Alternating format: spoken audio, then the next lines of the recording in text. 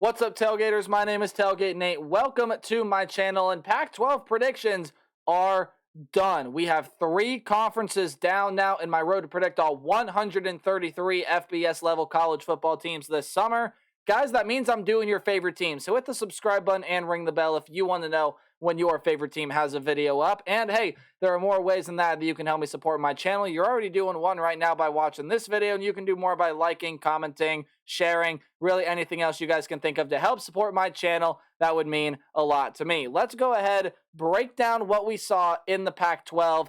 We're going to go team by team. Of course, there are no divisions in the Pac-12 conference, much like last year, so we are going to start at the bottom and work our way to the top, inevitably with the Pac-12 champion or with the Pac-12 championship game that I'm predicting, which is down below. So we're just going to start at the bottom with, of course, the Stanford Cardinal. And Stanford is a team that when I just look at this year, I just do not see a lot of amazing talent on that team. Now, there are some pretty solid pieces there on that team, but you're losing a lot off that defense, a lot off that offense. You have a new head coach in Troy Taylor coming in, and I think the rebuilding process is going to be a long journey for the Stanford Cardinal to be able to get back to where they were maybe in like 2015, 2016, being able to compete for those New Year's Six or even college football playoff spots. Troy Taylor was a very good head coach at Sacramento State, but he's got a long way to build before the Stanford Cardinal can compete in the Pac-12 conference. Arizona State is up here next, and kind of the same thing with Stanford, although I do think there is some really good talent on this Arizona State team. They're bringing in a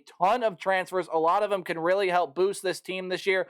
This is just an Arizona State team that I'm not denying the talent that is there. I just feel like it's going to take some time for former Oregon offensive coordinator Kenny Dillingham to really be able to set things right here with this Arizona State program.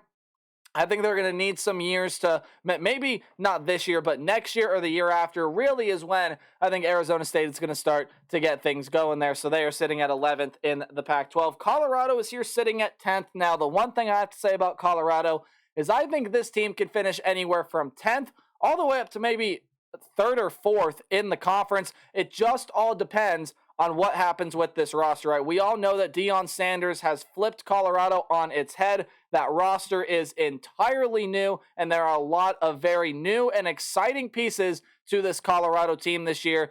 They did win the Deion Sanders lottery again. He is that head coach with Coach Prime. The one thing with Colorado is I think Deion is going to start winning very, very, very quickly.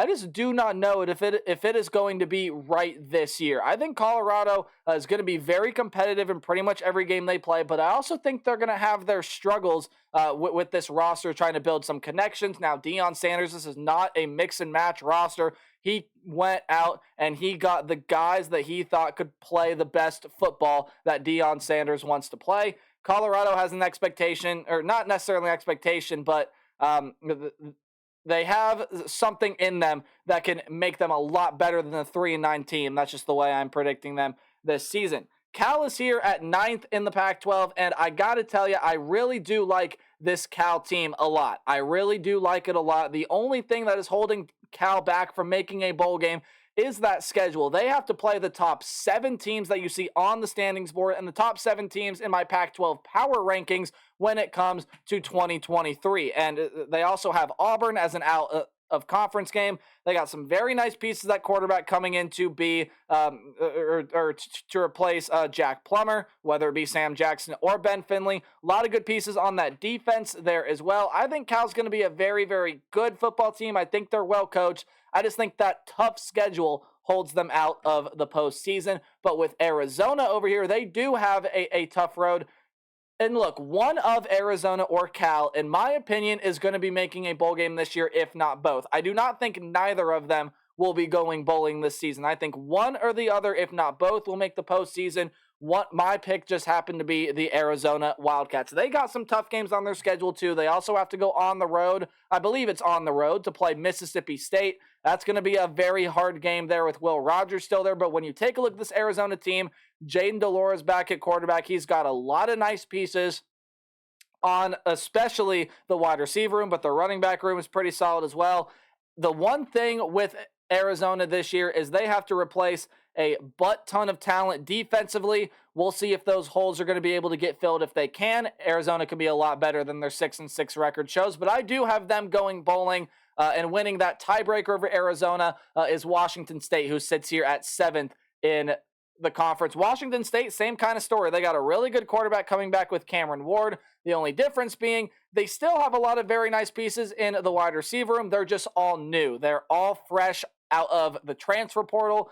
Cameron Ward has got a lot of shiny new toys to be able to work with. Running back room, hey, you're going to be led by Nakia Watson. That's a pretty solid talent there. And defensively, well, again, they are trying to replace a lot of talent. So we'll see if Jake Dickert's club can get a lot better, but as of right now, I still have the Cougars going bowling. But in my opinion, when you take a look at the left side of that standings board, it is far and away. Well, maybe not far and away, but I definitely think those are the best 6 teams in this conference. I think that's the top half of this conference, no doubt. And it starts with UCLA. UCLA has to replace Dorian Thompson-Robinson at quarterback. They have to replace Zach Charbonnet there at running back. And that is a UCLA team there that, well, they have options, right? Carson Steele is coming in to be that running back for them, and they have a lot of solid options in the quarterback room to be able to replace Dorian Thompson-Robinson. They have a freshman coming in, they have a returner, they have a transfer. Really, from all 3 facets, UCLA has the odds to be a very, very well quarterbacked team, no matter who is under center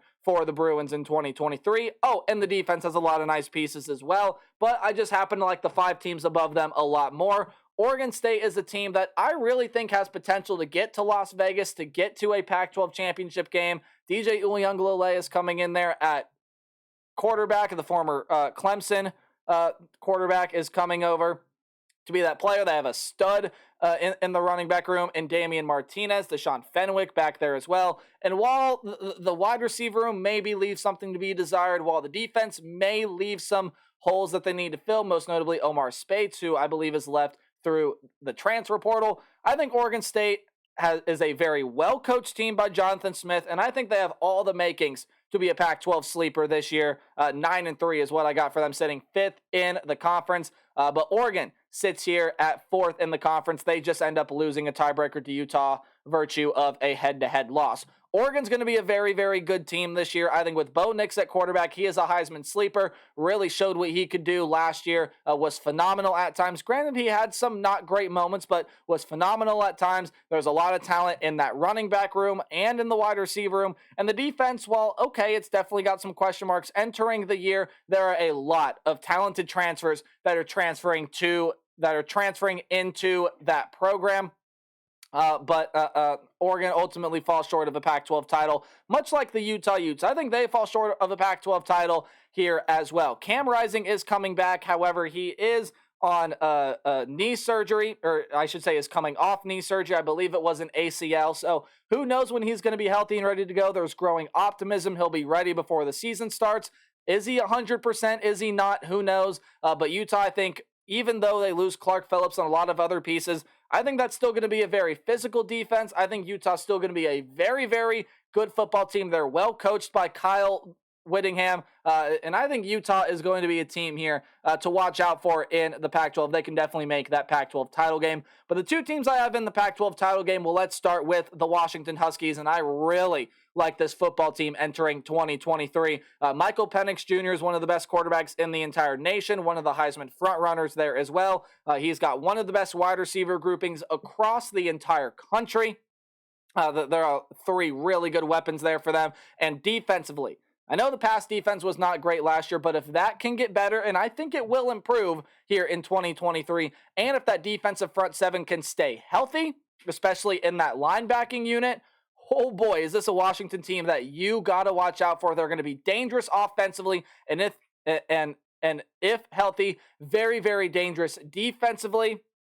But that's going to be a very good team. I have them making the Pac-12 title game with USC, of course, who I think will find themselves back in Las Vegas with a couple losses. Now, there are just some things here with this USC team that give me pause on them, but they definitely can have a great season. And the defense is one of those things that give me pause on them, right? We know the offense is going to be spectacular. Caleb Williams and company have one of the best offenses in the entire nation. Great wide receiver room, great running back room, and you're coached by one of, if not the best offensive mind in the entire country in Lincoln Riley, but the defense left a lot to be desired last season. USC's offense won them a lot of games, but that defense last year left some to be desired. Granted, USC brings in a lot of talent through the transfer portal. We'll just see if that defense is going to be up to par with all that talent they bring in through the transfer portal this year. But USC-Washington is my Pac-12 title game. When you take a look at this conference, it can definitely cannibalize itself. And definitely, that's been the problem with the Pac-12 in the past, right? It's cannibalized itself, which has kept teams out of the college football playoff. But when you take a look, there are a lot of real contenders here. USC, Washington, even Utah and Oregon at their best, I think can be college football playoff teams. You got some real sleepers in this conference: Arizona, Cal, Colorado. This conference is going to be nuts. I cannot wait to watch the Pac-12 this year. And Pac-12 predictions are officially done. We're going to move on next to the Big 12. That'll either start tomorrow or on Tuesday. We'll see what happens with uploading videos then. But until we start the Big 12, remember to play hard but tailgate harder. I'll see all you guys in the next video. Goodbye.